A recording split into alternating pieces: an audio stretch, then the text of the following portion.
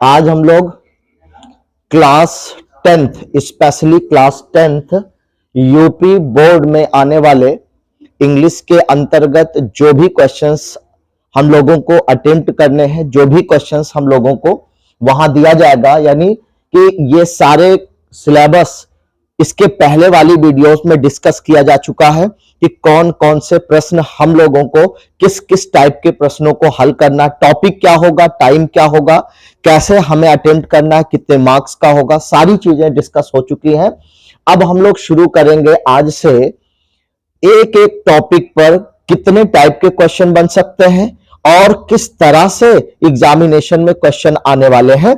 तो चलिए हम लोग एक एक क्वेश्चन एक एक टॉपिक से शुरू करेंगे। तो पहला टॉपिक लिया गया है पार्ट्स ऑफ स्पीच पर आधारित एमसीक्यूज। ये क्लास 9th के लिए भी और क्लास 10th के लिए भी इंपॉर्टेंट है। यह नहीं कि सिर्फ क्लास 10th के लिए या फिर 9th के लिए, बल्कि उन तमाम एग्जामिनेशंस में जहां पर ग्रामर पूछा जाता है वहां हर जगह ये काम आएगा।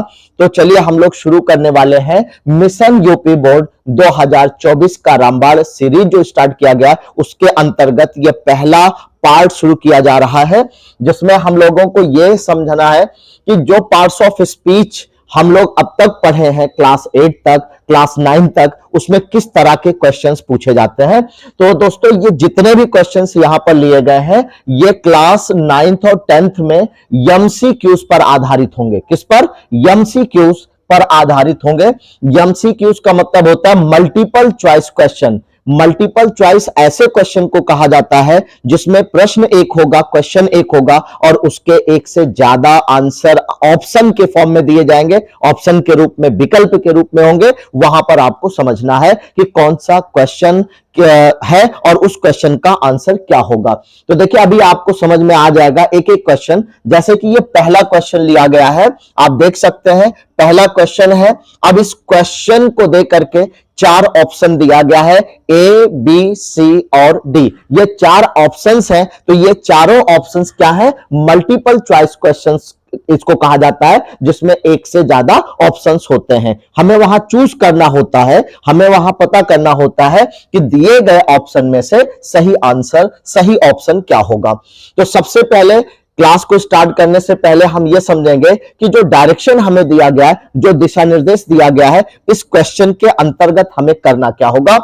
तो साथियों यहां समझना है कि चूज द बेस्ट, डायरेक्शन क्या लिखा हुआ है? Choose the best words. वो वर्ड्स जो सबसे बेस्ट है उसे आपको चूज करना है, जो डिस्क्राइब कर रहा है क्या? Parts of speech. हम लोग पार्ट्स ऑफ स्पीच जानते हैं कि ये 8 ऐसे शब्द हैं या शब्दों के समूह जिन्हें पार्ट्स ऑफ स्पीच के अंतर्गत रखा गया है। कौन कौन से हैं? नाउन हो गया, प्रोनाउन हो गया, वर्ब हो गई, एडजेक्टिव हो गया, एडवर्ब हो गया, प्रीपोजिशन, कंजक्शन, इंटरजेक्शन। ये हमारे 8 पार्ट्स ऑफ स्पीच होते हैं और उन्हीं 8 पार्ट्स ऑफ स्पीच में से ये सारे क्वेश्चंस डिस्कस किए जा रहे हैं आज।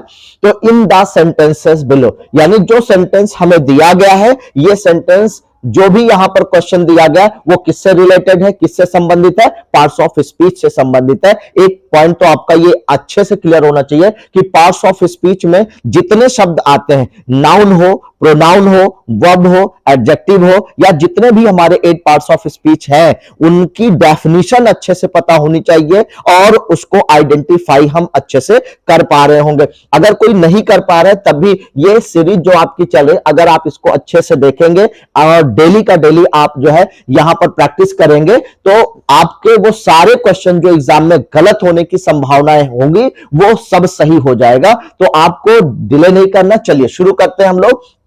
पहला क्वेश्चन है, I always go to the park on the weekends. क्या लिखा हुआ है? I always go to the park. ये पहला क्वेश्चन है। आई ऑलवेज, मैं सदैव कहां जाता हूं? Go to the park, park जाता हूं। मैं सदैव पार्क जाता हूं, मैं हमेशा पार्क जाता हूं।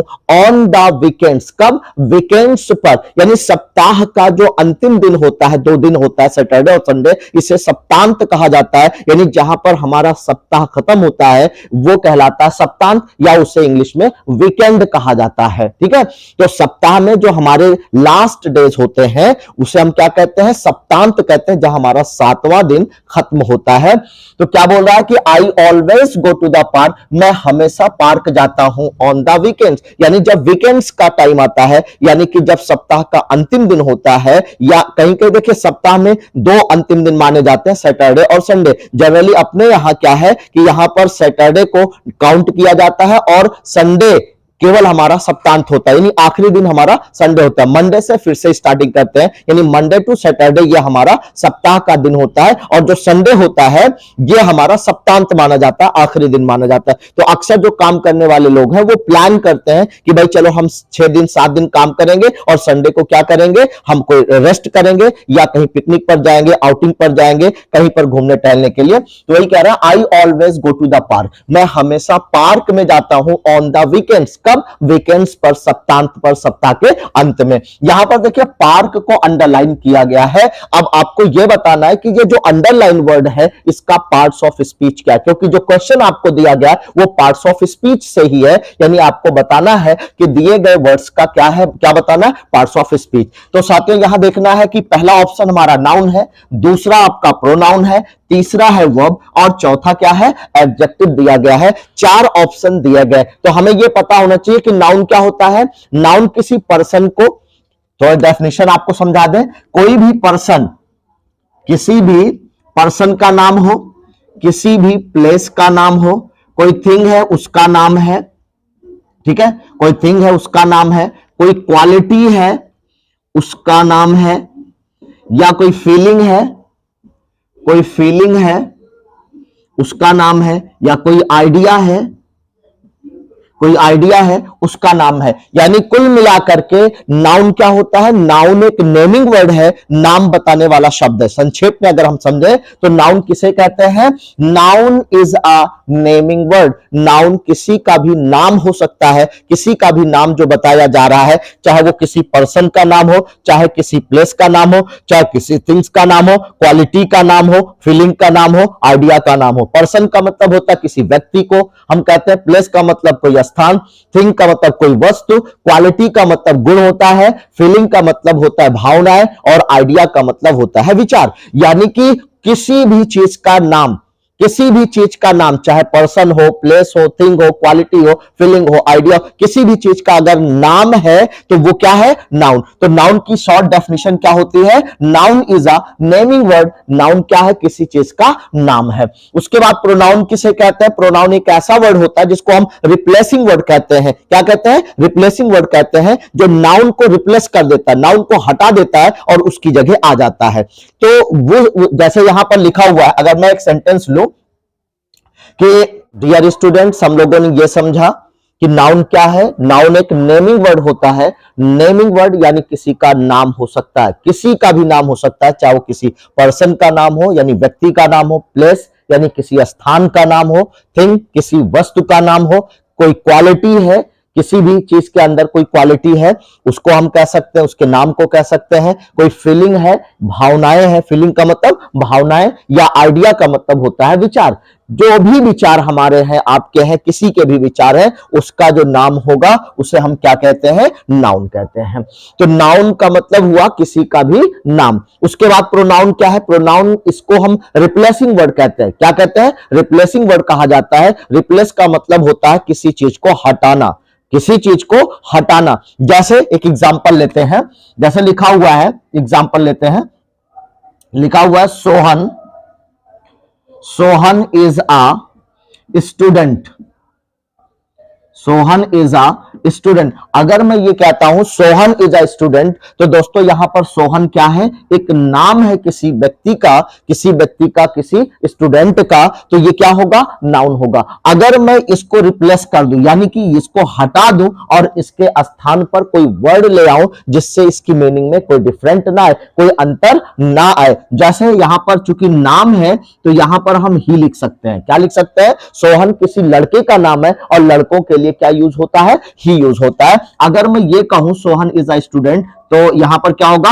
He is a good student. मैं क्या बोल रहा हूं, he is a good student, he is a good student. यहां पर गुड स्टूडेंट किसको कहा जा रहा है? सोहन को कहा जा रहा है। अगर पहला सेंटेंस आप देखें, लिखा हुआ Sohan is a student, Sohan एक स्टूडेंट है। दूसरे सेंटेंस में बताया जा रहा है he is a good student, वो एक अच्छा विद्यार्थी है। कैसा विद्यार्थी है? अच्छा विद्यार्थी है। तो सोहन के स्थान पर क्या लिखा गया? ही लिख दिया गया। तो सोहन को हटाया गया और उसके स्थान पर ही का इस्तेमाल किया गया। तो जब हम किसी नाउन को हटाते हैं और उसकी जगह किसी दूसरे वर्ड को, अदर वर्ड को ला करके बैठा देते हैं, यानी इसको हमने रिप्लेस कर दिया, यानी किसके स्थान पर? सोहन के स्थान पर। सोहन को हटाया और ही लगा दिया, तो इसलिए ये रिप्लेसिंग वर्ड है, यानी कि ही क्या है? एक प्रोनाउन है। यानी किसी नाउन के स्थान पर जिन शब्दों का इस्तेमाल हम करते हैं, चाहे लिखने में, पढ़ने में, बोलने में, कहीं पर भी, तो वो क्या कहलाता है? एक प्रोनाउन कहलाता है। तो प्रोनाउन क्या है? एक ऐसा वर्ड जो किसी नाउन के स्थान पर प्रयोग किया जाएगा। अगला क्या? वर्ब। वर्ब किसे कहते हैं? वर्ब एक एक्शन वर्ड होता है। वर्ब किसको कहते हैं? एक्शन वर्ड को वर्ब कहा जाता है। एक्शन का मतलब वो कार्य जो हम लोग करते हैं, जैसे आना जाना, खाना पीना, उठना बैठना, सोना रोना, कोई भी एक्टिविटी, कोई भी एक्शन जो हम लोग करते हैं, उसे हम क्या कहते हैं? वर्ब कहते हैं। Verb is an action word. Verb क्या है? एक एक्शन वर्ड होता है। वर्ब डिनोट्स एन एक्शन, यानी वर्ब का काम क्या होता है? एक्शन बताना। वर्ब का काम क्या होता है? एक्शन बताना, क्रिया करना। तो जैसे हम लोग जो भी काम करते हैं, चाहे कोई पुरुष काम करे, कोई महिला काम करे, कोई लड़का काम करे, कोई लड़की काम करे, चाहे जो भी काम करता है उसे हम क्या कहते हैं? वर्ब कहते हैं। और ये एडजेक्टिव वर्ड क्या होता है? एडजेक्टिव एक ऐसा वर्ड होता है जो क्वालिटी बताता है। क्या करता है? क्वालिटी बताता है। किसकी क्वालिटी बताता है? किसी नाउन या किसी प्रोनाउन की। किसी नाउन या किसी प्रोनाउन की क्वालिटी बताता है। दोस्तों जैसे यहां पर सोहन लिखा हुआ है, सोहन को यहां सिर्फ और सिर्फ कहा जा रहा है एक स्टूडेंट है, सोहन इज अ स्टूडेंट, लेकिन यहां पर क्या बताया गया? सोहन की जगह ही यूज किया गया, ये प्रोनाउन है। He is a good student, यानी स्टूडेंट किसको बोला गया? सोहन को। यानी कि सोहन क्या है? सोहन क्या है? एक स्टूडेंट, लेकिन इस स्टूडेंट को क्या कहा जा रहा है? गुड कहा जा रहा है। यानी कि गुड का मतलब है सोहन की बात हो रही है, यानी गुड किसको कहा जा रहा है? सोहन को कहा जा रहा है। तो सोहन एक नाउन है, तो किसी नाउन या किसी प्रोनाउन के बारे में जो बताए, जो उसको एक्सप्लेन करे, उसके बारे में कोई डिटेल बात बताए, उसे हम क्या कहते हैं? एडजेक्टिव कहते हैं। तो ये चारों वर्ड आपने अच्छे से समझ लिया कि नाउन क्या होता है, प्रोनाउन क्या होता है, वर्ब क्या होता है और एडजेक्टिव क्या होता है। दोस्तों अब आप आते हैं मेन मुद्दे की तरफ। क्वेश्चन में कह रहा है कि जो वर्ड अंडरलाइन किया गया, इसका पार्ट्स ऑफ स्पीच क्या है? इसका पार्ट्स ऑफ स्पीच क्या है? पार्ट्स ऑफ स्पीच आपको दिया गया है। ये नाउन है, प्रोनाउन है, वर्ब है, एडजेक्टिव है, क्या है इसको समझिए। तो पार्क क्या है? कह रहा I always go to the park, मैं हमेशा पार्क जाता हूं। किस लिए? ऑन द वीकेंड, वीकेंड पर, सप्ताहांत में घूमने के लिए, टहलने के लिए। ठीक है, तो पार्क क्या है? पार्क एक जगह का नाम है। पार्क क्या है? एक जगह। यही तो बताया गया, जब किसी पर्सन का, प्लेस का, थिंग का, किसी क्वालिटी का, किसी फीलिंग का, किसी आइडिया का अगर नाम बताया जाए तो उसे हम क्या कहते हैं? नाउन कहते हैं। तो पार्क क्या है? पार्क एक स्थान का नाम है। पार्क क्या है? एक प्लेस का नाम है, एक स्थान का नाम है। तो स्थान का नाम हो, किसी व्यक्ति का नाम हो, किसी भी चीज का अगर नाम है तो उसे हम क्या कहेंगे? नाउन कहेंगे। सो ये आपका यानी कि पहला वाला option A is the right option. पहला वाला ऑप्शन आपका सही आंसर होगा, दूसरा नहीं होगा, तीसरा नहीं होगा, चौथा नहीं होगा। आई होप कि आपने अच्छे से समझ लिया होगा कि इसका आंसर कौन सा होगा।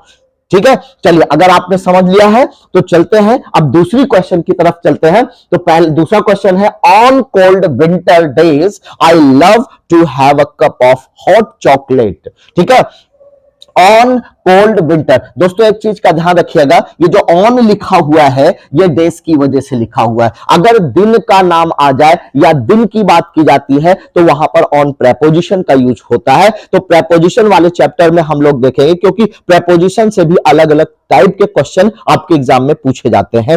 तो ऑन कहां आता है? जहां पर दिनों की बात की जाती है। किसकी बात की जाती है? दिनों की बात की जाती है, वहां पर ऑन का प्रयोग करते हैं। जहां पर महीने की बात की जाएगी, मंथ की बात की जाएगी, वहां पर इन का प्रयोग किया जाता है। तो ऑन कोल्ड विंटर डेज लिखा हुआ है। विंटर के दिनों में जब जाड़ा पड़ता है, गर्मी नहीं, जब जाड़ा, कोल्ड का मतलब होता है ठंड, ठंड पड़ती है, और विंटर के दिनों में, जाड़े के दिनों में जब खूब ठंड पड़ती है तो आई लव, मुझे पसंद है, आई लव मैं पसंद करता हूं क्या? To have a cup of, मैं एक कप क्या? हॉट चॉकलेट लेना पसंद करता हूं। कैसा चॉकलेट? हॉट चॉकलेट, यानी गर्मा गर्म चॉकलेट लेना पसंद करता हूं। तो दोस्तों यहां पर कोल्ड को क्या किया गया है? अंडरलाइन किया गया है और आपसे पूछा जा रहा है कि बताइए कोल्ड का पार्ट्स ऑफ स्पीच क्या होगा? कोल्ड शब्द का पार्ट्स ऑफ स्पीच क्या होगा? तो चलिए इसमें ऑप्शन देखते हैं क्या क्या दिया गया है। एडवर्ब दिया गया है, एडजेक्टिव दिया गया है, वर्ब दिया गया, नाउन दिया गया है। तो दोस्तों देखिए नाउन को हमने अच्छे से समझ लिया, नाउन किसे कहते हैं, वर्ब को भी समझा कि वर्ब एक एक्शन वर्ड होता है, क्रिया करने वाला, क्रियाकलाप वाले वर्ड सारे क्या होते हैं? वर्ब होते हैं। एडजेक्टिव क्या होता है? जो नाउन या किसी प्रोनाउन को क्वालिफाई करता है, नाउन या प्रोनाउन के बारे में बताता है, उसे हम क्या कहते हैं? एडजेक्टिव कहते हैं। और एडवर्ब का काम क्या होता है? एडवर्ब किसे कहते हैं?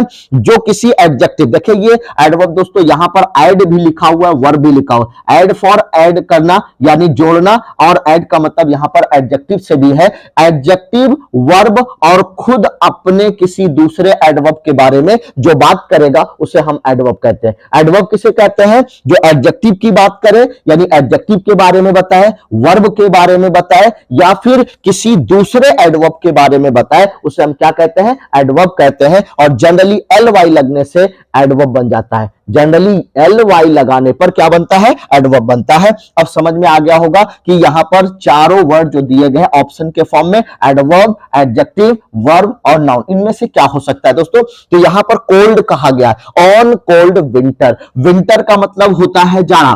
तो जाड़ा एक मौसम का नाम है, जाड़ा एक मौसम का नाम है, एक वेदर का नाम है। जाड़ा, गर्मी, बारिश, ये क्या है? किसी ना किसी मौसम का नाम होता है। और अगर नाम है तो ये क्या हो जाएगा? नाउन होगा। विंटर क्या होगा? नाउन होगा। और ये जो विंटर है ये कैसा है? कोल्ड है। जाड़ा तो है लेकिन कैसा है? कोल्ड है, बिल्कुल कपा देने वाला, यानी कि एकदम बिल्कुल कोल्ड कर देने वाला, ठंडा कर देने वाला। जो जाड़े का महीना है वो कैसा है? बिल्कुल कोल्ड कर देने वाला। तो नाउन के बारे में बताया जा रहा है, और नाउन के बारे में जो बात करता है, नाउन के बारे में जो कुछ बताने वाला वर्ड्स होता है उसे हम क्या कहते हैं? एडजेक्टिव कहते हैं दोस्तों। तो ये B for Bombay is the right answer, यानी कि बी आपका क्या होगा? एडजेक्टिव होगा, यानी कि बी आपका सही आंसर होगा। आई होप कि ये भी आपने समझ लिया होगा। चलो नेक्स्ट तीसरा क्वेश्चन लेते हैं। तीसरे क्वेश्चन में कहा गया how many hot dogs did your friend eat yesterday.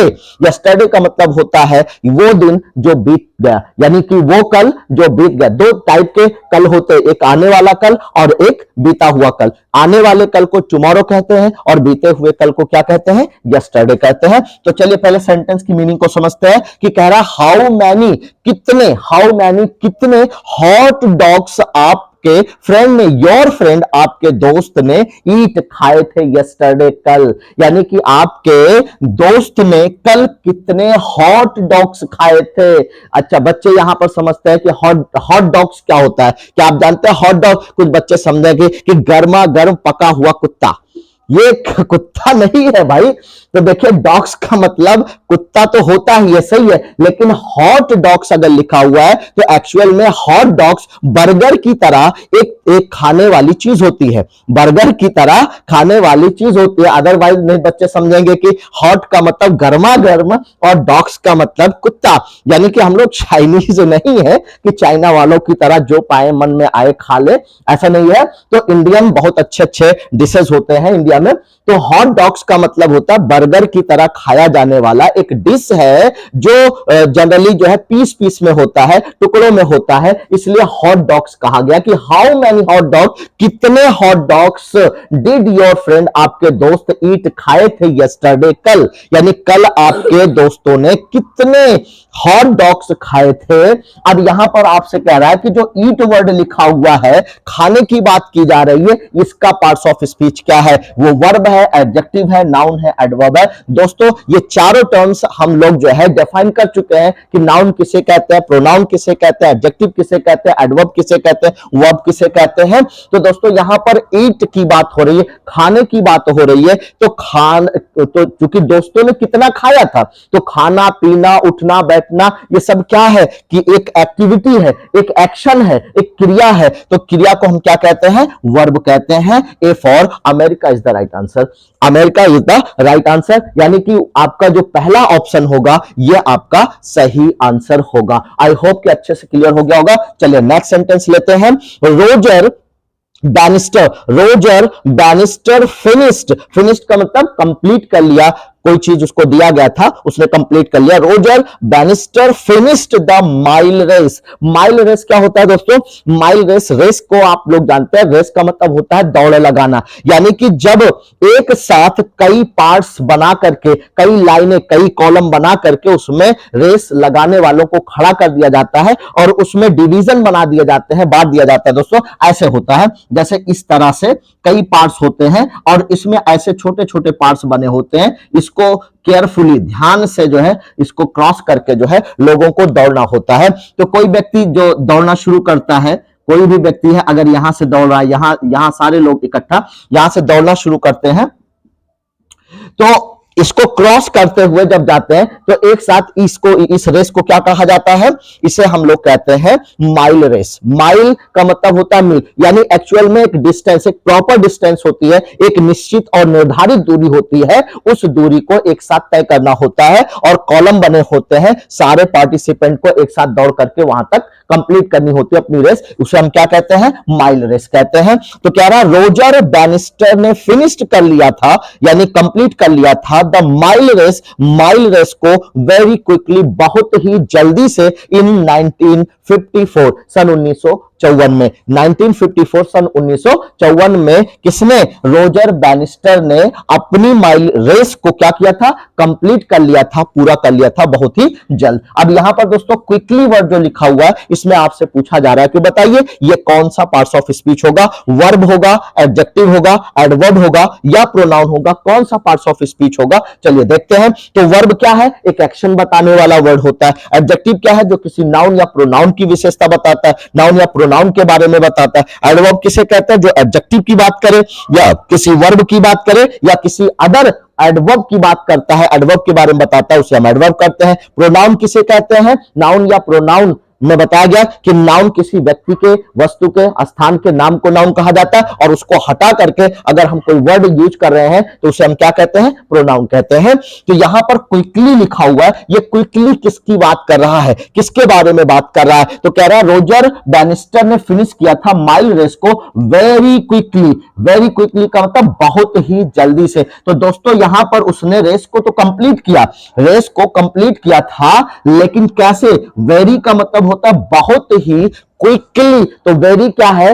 Actual में यह भी एक एडवर्ब है। वेरी क्या है? एक एडवर्ब है और उसके बारे में बता रहा है कि क्विकली, और जल्दी से, बहुत जल्दी से उसने पूरा कर लिया। तो जब किसी एडवर्ब के बारे में कोई बात करे, या जनरली आप देखेंगे एलवाई अगर लगा होगा तो जनरली वो क्या होता है? 98% आप देखेंगे कि वो एडवर्ब होता है। क्या होता है? पार्ट्स ऑफ स्पीच में एडवर्ब होता है। तो ये आपका एडवर्ब है। कौन सा आंसर आपका सही होगा? Option C for Chennai is the right answer, यानी कि आपका एडवर्ब वाला ऑप्शन यानी ऑप्शन सी आपका सही आंसर होगा। मेरे ख्याल से जितने क्वेश्चन डिस्कस किए गए अब तक, ये सारे क्वेश्चन आपकी समझ में आ गए होंगे।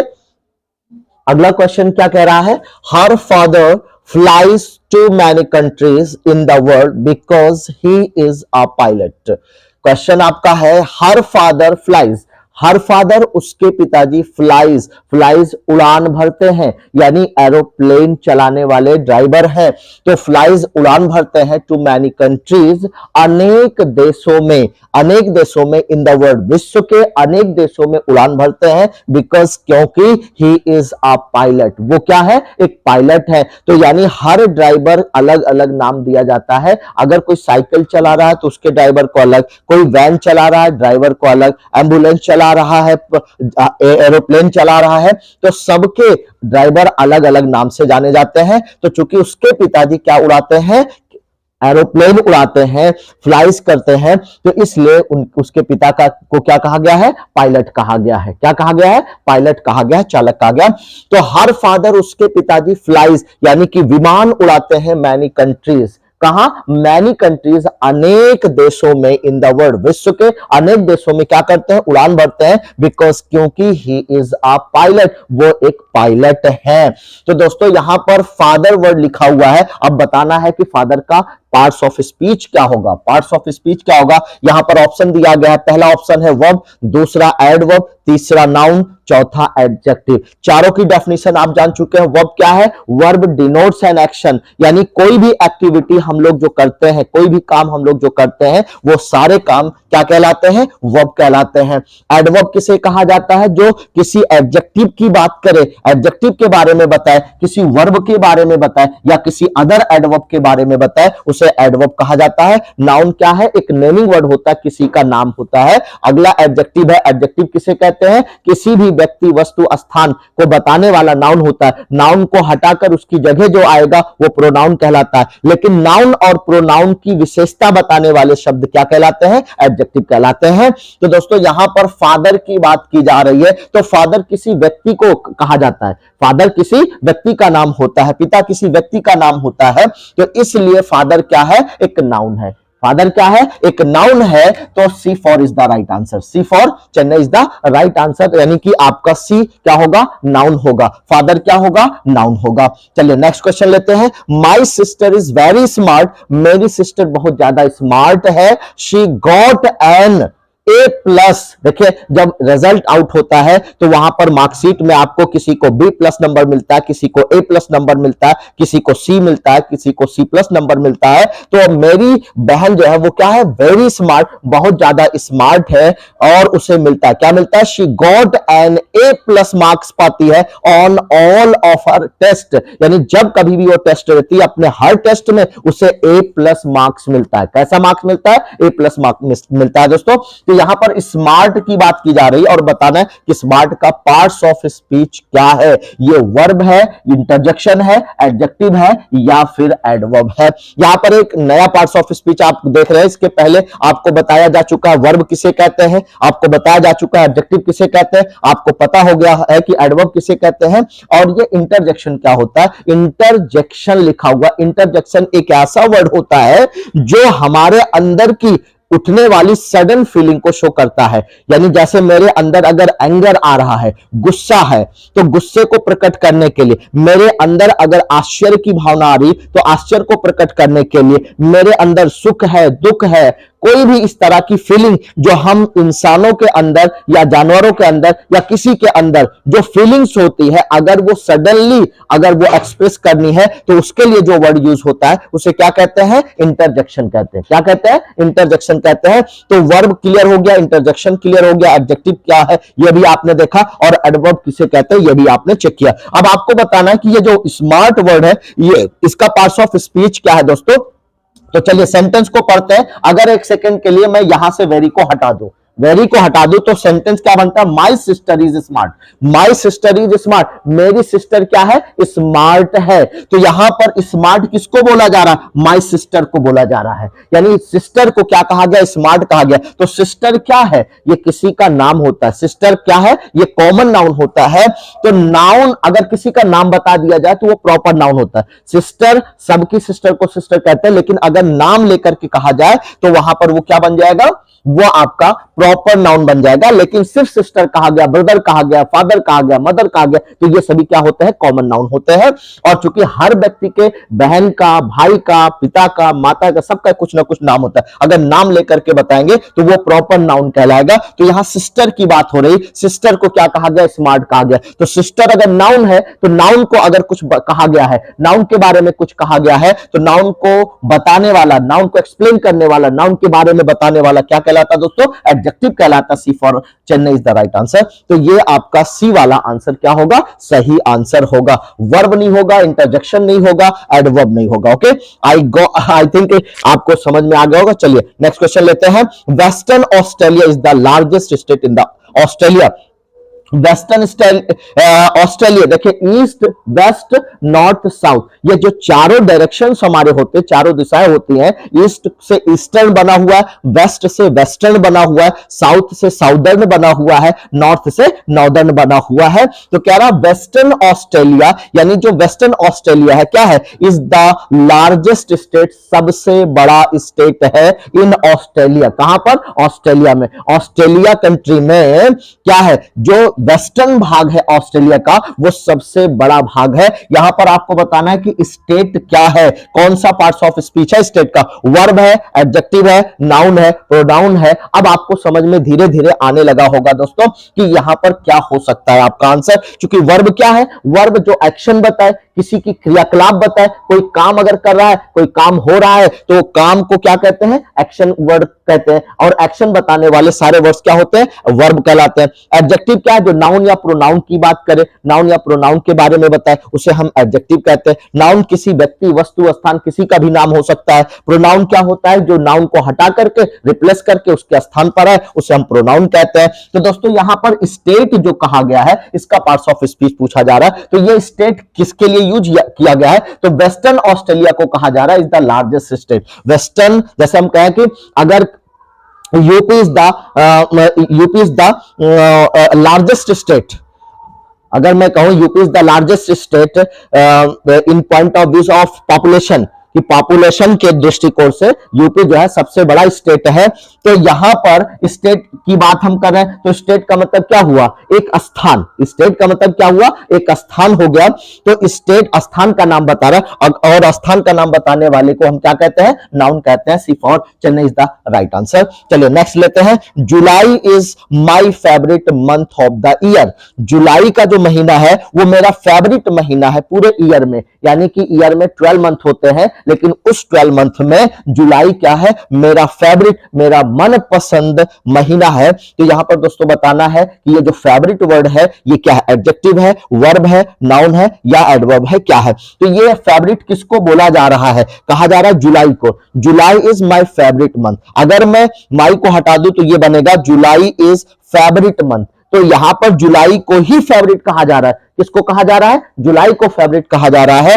तो जुलाई क्या है, एक महीने का नाम है। क्या है, name of a month, it is a name of a month. ये किसी महीने का नाम है। और महीना, महीना नाउन हो गया। अगर ये नाउन है तो नाउन के बारे में जो बताए, नाउन के बारे में क्या कहा जा रहा है, फेवरेट कहा जा रहा है, कि जो जुलाई का महीना वो फेवरेट मंथ है। तो यहां पर नाउन के बारे में बताया जा रहा है। तो नाउन के बारे में बताने वाला वर्ड क्या कहलाता है, एडजेक्टिव कहलाता है। A for America is the right answer. So यहां पर जितने भी क्वेश्चन डिस्कस हो रहे हैं दोस्तों, कमेंट करके जरूर बताइएगा कि आपको ये सेशन कैसा लग रहा है। अगर आपको लगता है कि ये सेशन अच्छा है या आपके लिए यूजफुल है तो प्लीज जो लोग चैनल पर नए हो चैनल को ज्वाइन करिए, सब्सक्राइब करिए और अपने दोस्तों को भी मोटिवेट करते रहिए। और ये सीरीज जो रामबाण सीरीज चलाई जा रही है मिशन यूपी बोर्ड 2024 की, ये कंटिन्यू अनवरत चलती रहेगी और आपको डेली का डेली वीडियोस मिलता रहेगा। जो लोग अपनी इंग्लिश को इंप्रूव करना चाहते हैं, अच्छे मार्क्स लाना चाहते हैं, प्लीज चैनल को सब्सक्राइब करें और डेली का डेली आप अपडेट। हम लोग इसी सीरीज में अगला क्वेश्चन नंबर 9 को सॉल्व करते हैं। देखिए 9 में क्या क्या कह रहा है, Stewart can speak Arabic very well because he lived in Egypt for a year. Stewart can speak Arabic. Stewart can speak बोल सकता है अरेबिक भाषा को वेरी वेल बहुत ही अच्छे से बोल सकता है, बिकॉज क्योंकि ही लिव्ड वो रहता था इन इजिप्ट। इजिप्ट कहते हैं मिस्र देश को, इजिप्ट में रहता था फॉर अ ईयर यानी वर्ष पहले। कहां रहता था, इजिप्ट में रहता था। दोस्तों देखिए यहां पर इजिप्ट की बात हो रही, इजिप्ट का क्या मतलब होता है, मिस्र होता है। ठीक है, ईयर्स अगो की बात कर रहा है कि वो ईयर्स अगो रहता था। For a year he lived, वो रहता था in Egypt for a year. कहां रहता था, यानी कि 1 साल पहले वो कहां रहता था, इजिप्ट में रहता था। Stewart can speak Arabic, Stewart can speak Arabic. Arabic का मतलब अरबी भाषा को वो बोल सकता है वेरी वेल बहुत ही अच्छे से, बिकॉज क्योंकि ही लिव्ड वो रहता था इन इजिप्ट। कहां रहता था, इजिप्ट में रहता था, मिस्र में रहता था फॉर अ ईयर, यानी कि 1 साल से वो कहां रहता था, इजिप्ट में रहता था, इसलिए अरब भाषा को अच्छे से, अरबी भाषा को अच्छे से बोल सकता था। दोस्तों यहां पर देखिए वेल यूज किया गया। अब आपको बताना है कि वेल का पार्ट्स ऑफ स्पीच क्या है, वर्ब है, एडजेक्टिव है, एडवर्ब है या नाउन है, कौन सा पार्ट्स ऑफ स्पीच होगा।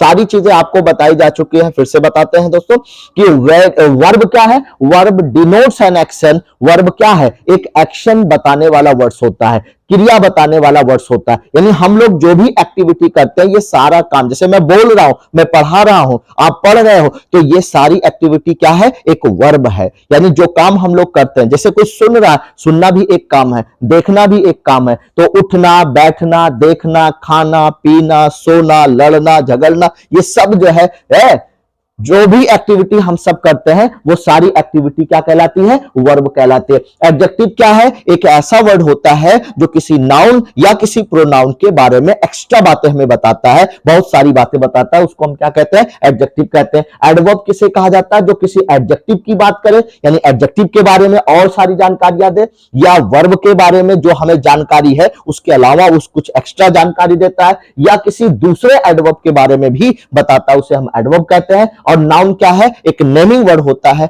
नाम बताने वाला शब्द क्या कहलाता है, नेमिंग वर्ड कहलाता है, यानी नाउन कहलाता है। तो दोस्तों हमें बताना क्या है, वेल का पार्ट्स ऑफ स्पीच क्या है, ये वर्ब है, एडजेक्टिव है, या एडवर्ब है, या नाउन। तो दोस्तों जब हम सेंटेंस को पढ़ेंगे तभी क्लियर हो पाएगा कि दिए गए सेंटेंस में वेल का पार्ट्स ऑफ स्पीच क्या है, ये कौन सा फंक्शन कर रहा है। क्योंकि कभी कभी डेफिनेशन देख करके हम जज नहीं कर सकते हैं, तो हम वर्ड के फंक्शन को देखेंगे कि जो वर्ड यूज किया गया उसका फंक्शन क्या है, उसका काम क्या है, उसके काम को देख करके ही हम डिसाइड कर पाएंगे कि दिए गए वर्ड्स का पार्ट्स ऑफ स्पीच क्या होता है। क्योंकि काम से मतलब है, नाम से नहीं।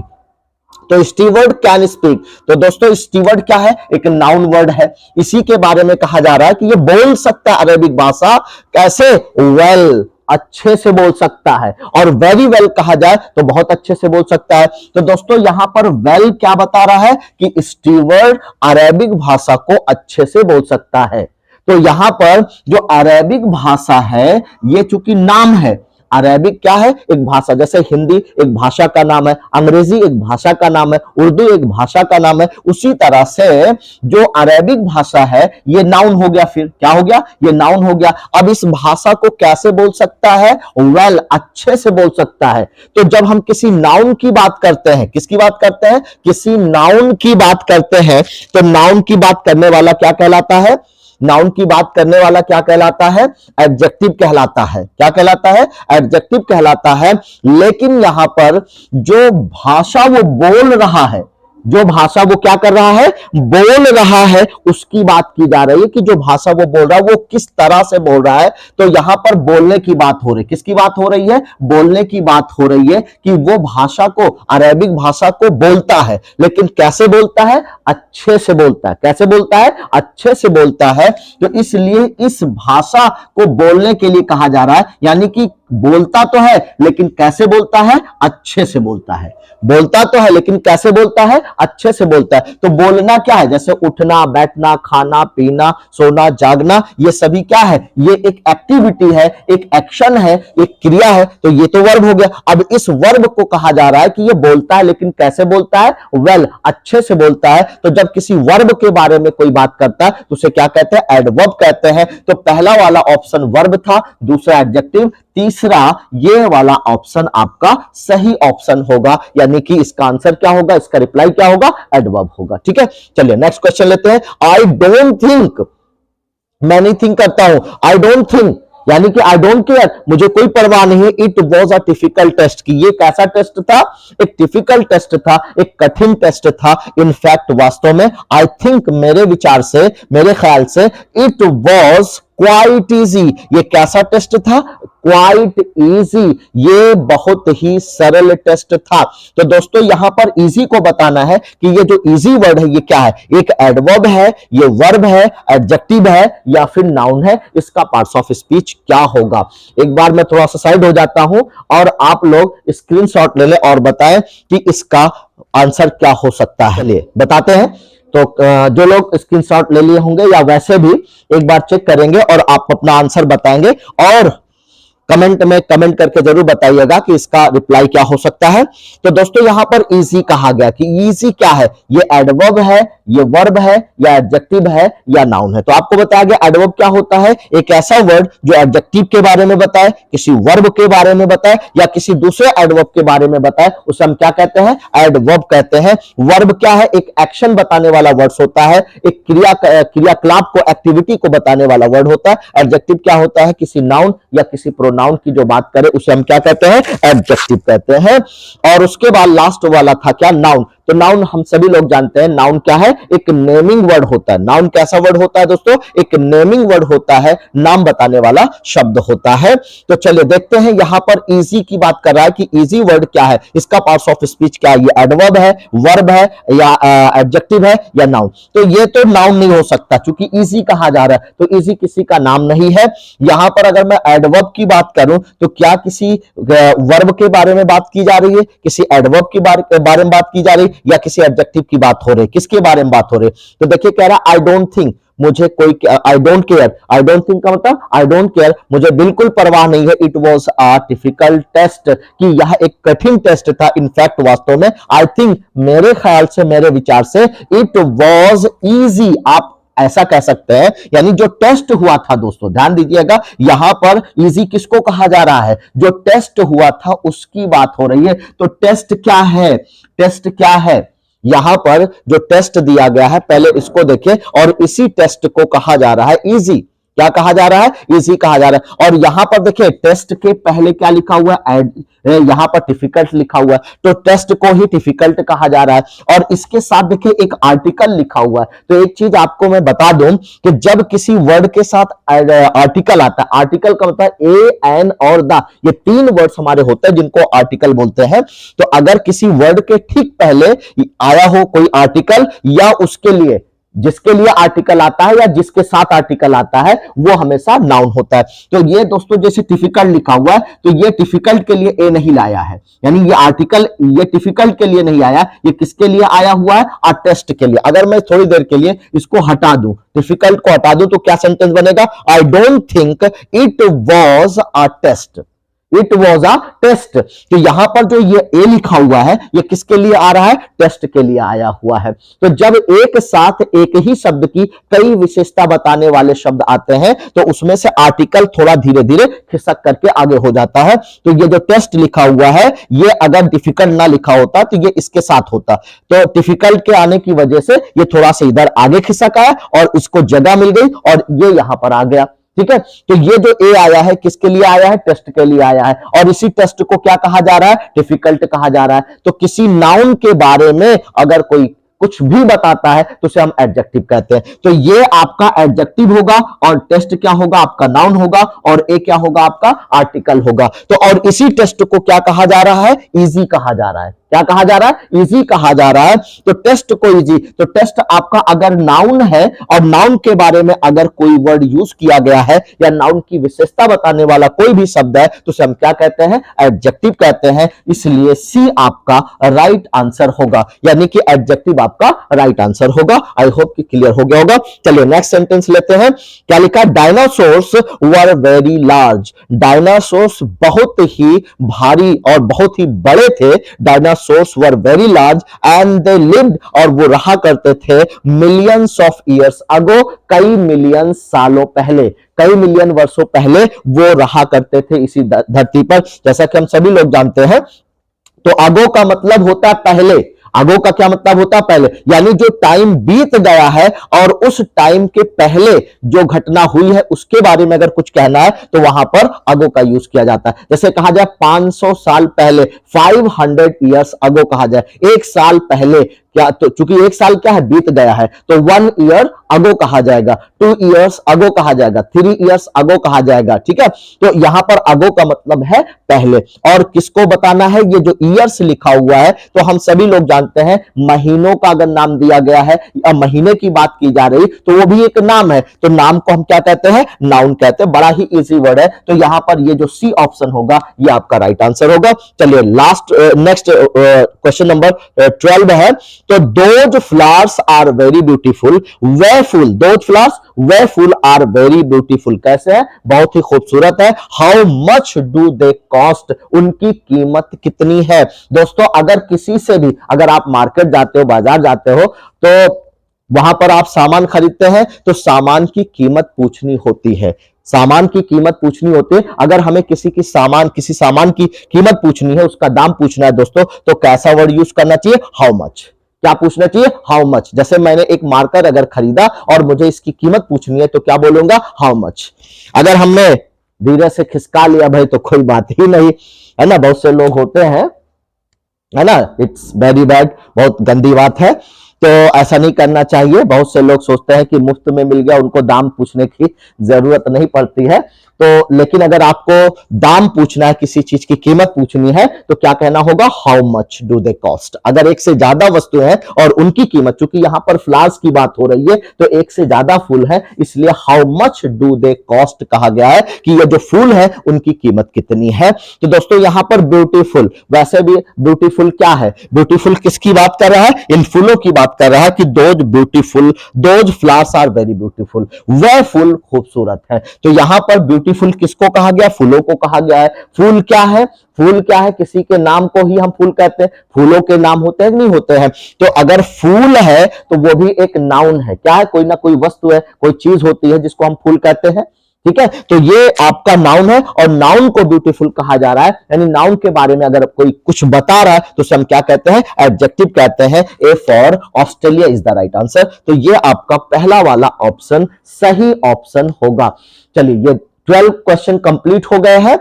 नेक्स्ट क्वेश्चन की तरफ बढ़ते हैं डियर स्टूडेंट्स। चलिए नेक्स्ट क्वेश्चन लेते हैं, क्वेश्चन नंबर 13, 14 और 15। क्योंकि 15 क्वेश्चन ही इस सीरीज में करेंगे, उसके बाद अगला वीडियो जो होगा वो 15 के बाद, यानी 15 क्वेश्चन का लेते हैं, क्योंकि नहीं तो वीडियो ज्यादा लंबा हो जाएगा। तो चलिए हम लोग क्वेश्चन नंबर 13 को सॉल्व करते हैं। क्वेश्चन नंबर 13 में क्या रहा, I usually study in the library after an hour for an hour after class. क्या कह रहा है, आई यूजुअली, यूजुअली का मतलब होता है ऑफन, यानी अक्सर, प्रायः मैं स्टडी करता हूं, अध्ययन करता हूं, कहां, इन द लाइब्रेरी, लाइब्रेरी में जाकर के मैं अध्ययन करता हूं, फॉर एन आवर, 1 घंटे, आफ्टर क्लास, क्लास होने के बाद, यानी जब मेरी क्लास खत्म हो जाती है तो उसके बाद मैं जनरली क्या करता हूं, 1 घंटे क्लास के बाद कहां जाता हूं, लाइब्रेरी में, और वहां पर टाइम स्पेंड करता हूं और अध्ययन करता हूं। तो दोस्तों यहां पर यूजुअली जो लिखा हुआ इसका पार्ट्स ऑफ स्पीच आपको बताना है कि ये वर्ब है, एडवर्ब है, एडजेक्टिव है या नाउन है, इसका पार्ट्स ऑफ स्पीच क्या होगा।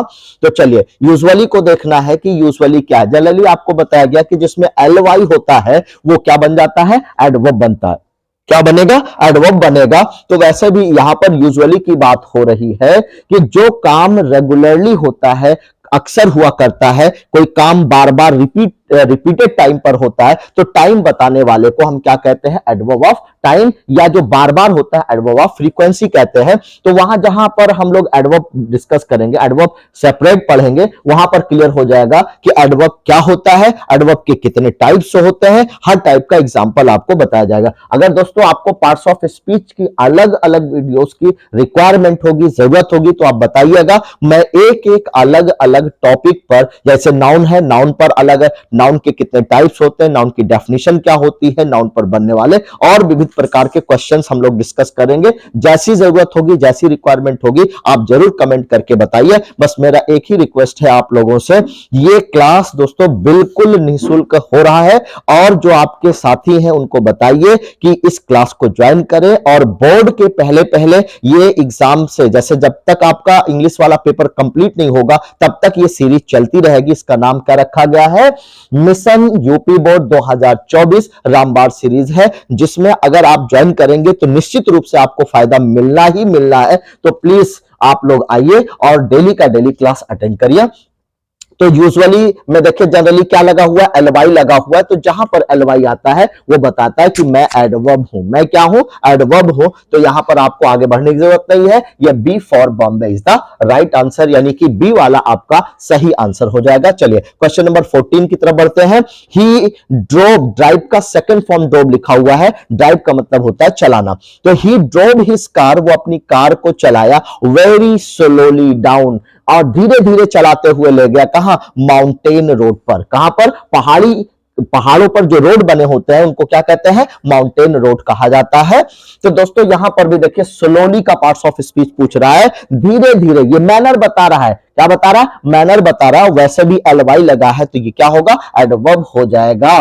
तो ये क्या होगा, आपका एडवर्ब होगा। चलिए लास्ट क्वेश्चन लेते हैं। Please remember to finish your homework. यहां पर आपको बताना ये होमवर्क क्या है आपका, ये वर्ब है, एडजेक्टिव है, नाउन है, प्रोनाउन है। तो प्लीज रिमेंबर, कृपया रिमेंबर करो। रिमेंबर का मतलब किसी चीज को याद करने के लिए बात की जा रही है कि प्लीज रिमेंबर टू फिनिश, याद रखना कि तुम्हें फिनिश करना है। क्या करना है? फिनिश करना है। तो दोस्तों यहां जो फिनिश लिखा हुआ है ये आपकी वर्ब के रूप में है, और यहां रिमेंबर याद करने की बात कह रहा है तो ये भी आपकी एक वर्ब है। लेकिन यहां पर किस चीज को याद करने की बात कह रहा है कि आपको फिनिश करना है। क्या फिनिश करना है? होमवर्क फिनिश करना है, यानी कोई चीज है जो आपको दी गई उसे फिनिश करना है। तो किसी व्यक्ति, वस्तु, स्थान या किसी चीज के नाम को हम क्या कहते हैं?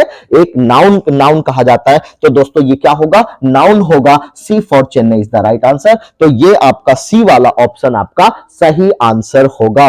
तो दोस्तों ये सीरीज आपको कैसी लग रही है प्लीज कमेंट करके जरूर बताइएगा, और मेरे साथ जरूर जुड़िए ताकि आपको अच्छे से अच्छा मार्क्स एग्जामिनेशन के पहले तैयारी करवा करके एग्जाम में दिलाया जा सके। तो चलिए आज का सेशन यहीं पर वाइंड अप करते हैं। Thank you so much.